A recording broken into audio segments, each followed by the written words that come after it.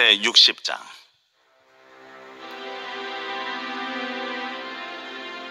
일어나라, 빛을 발하라. 이는 내 빛이 이르렀고 여호와의 영광이 내 위에 임하였음이니라.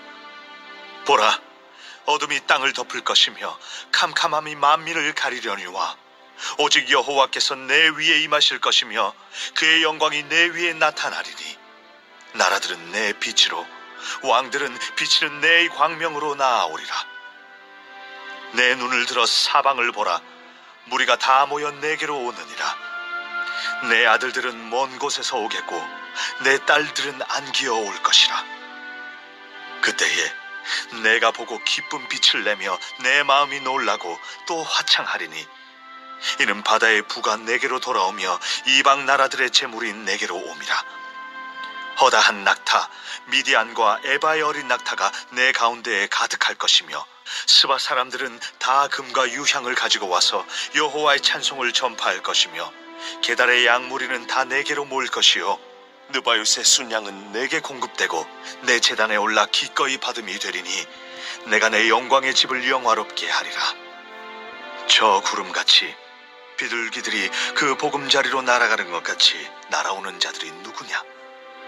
곧 섬들이 나를 앙망하고 다시스의 배들이 먼저 이르되 먼 곳에서 내 자손과 그들의 은금을 아울러 싣고 와서 내 하나님 여호와의 이름에 드리려 하며 이스라엘의 거룩한 이에게 드리려 하는 자들이라. 이는 내가 너를 영화롭게 하였음이라.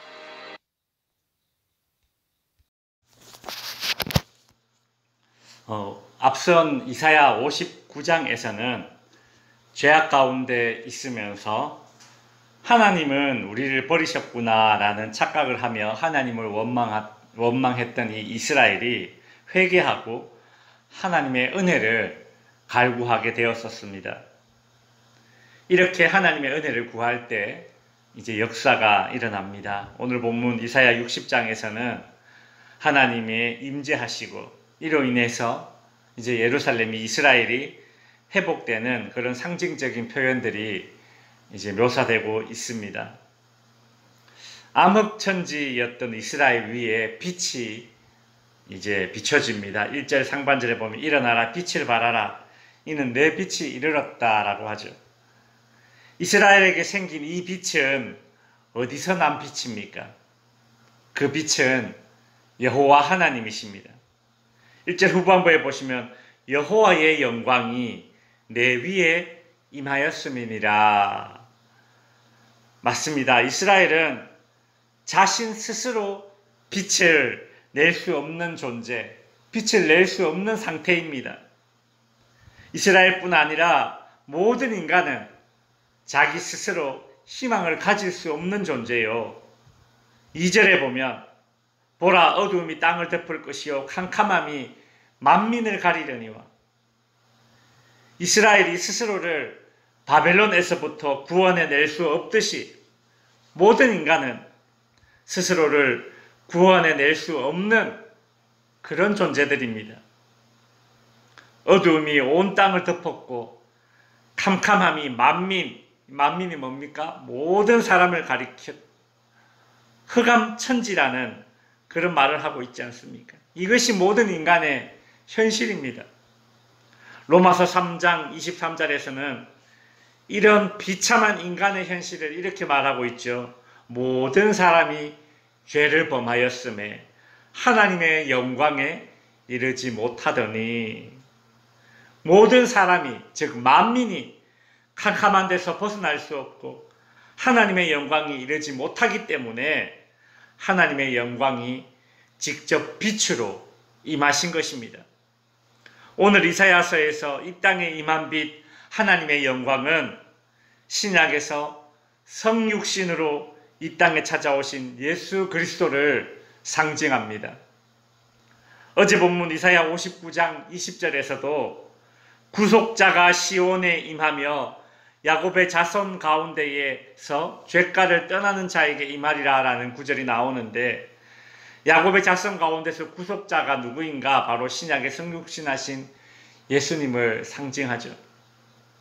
그래서 로마서 3장 23절에서 모든 사람이 죄를 범하였으며 하나님의 영광에 이르지 못하더니 라고 말한 이후에 도대체 모든 사람이 하나님의 영광에 이르지 못하는데 그 모든 사람에게 임한 이 빛 하나님의 영광이 뭔가 로마서 3장 24절에서 이렇게 이어서 말합니다. 그리스도 예수 안에 있는 구속으로 말미암아 그렇게 이어지는 것이죠.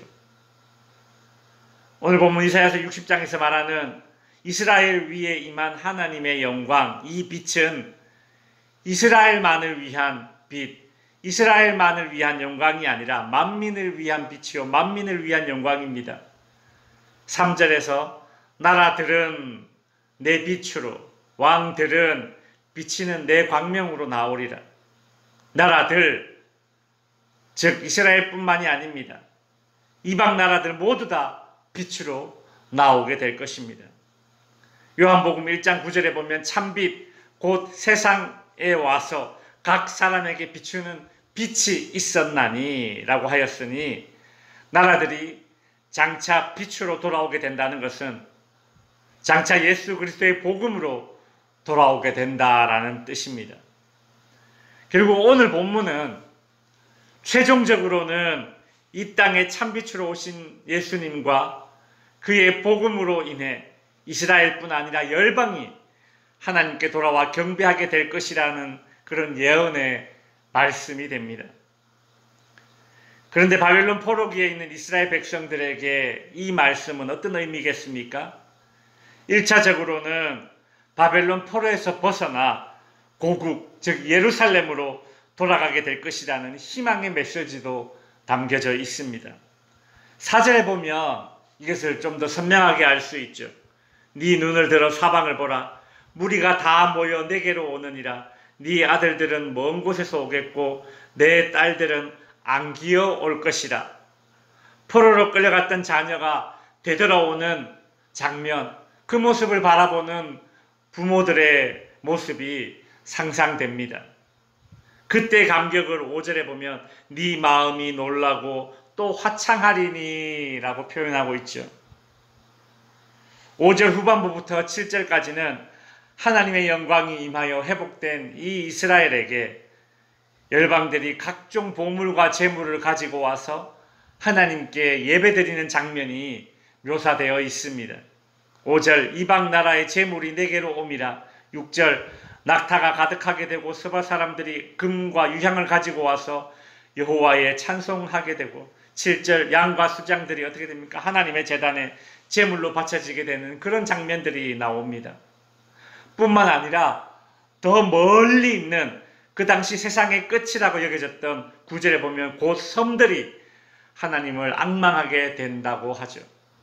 온 열방이 이스라엘의 거룩하신 이 하나님께 예배를 드리는 모습이 묘사되고 있습니다.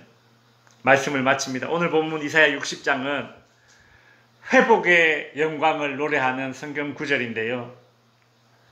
그렇다면 하나님 입장에서 진정한 회복이 뭘까요? 바로 창조 때의 회복입니다. 이것이 진정한 회복이죠. 인간이 죄를 짓기 전 온 세상, 온 우주 만물, 하나님의 창조물들은 하나님의 영광을 찬양하고 노래했었습니다. 근데 죄로 인해 온 우주 만물 창조물들이 한탄하게 되었었습니다. 온 세상이 죄로 인해 암흑천지가 되었고 인간 스스로는 그 흑암에서 벗어날 수 없고 인간 스스로는 구원을 얻을 수 없었기에 하나님의 영광, 하나님의 빛이 이 땅에 찾아오셨습니다. 그 영광, 그 빛은 예수 그리스도요, 그의 복음입니다. 예수 그리스도의 이 구속의 사역으로 인해서 온 우주 만물 창조 세계가 다시 하나님의 영광을 찬양하고 노래하는 진정한 회복이 이루어질 것입니다. 저와 여러분의 삶에 이미 임한 하나님의 영광, 이 빛, 암흑 같았던 저와 여러분의 인생에 찾아와 주신 예수 그리스도를 매일매일 새롭게 경험하면서 그 주님을 영화롭게 찬양할 수 있는 저와 여러분이 될 수 있기를 바랍니다. 기도하겠습니다.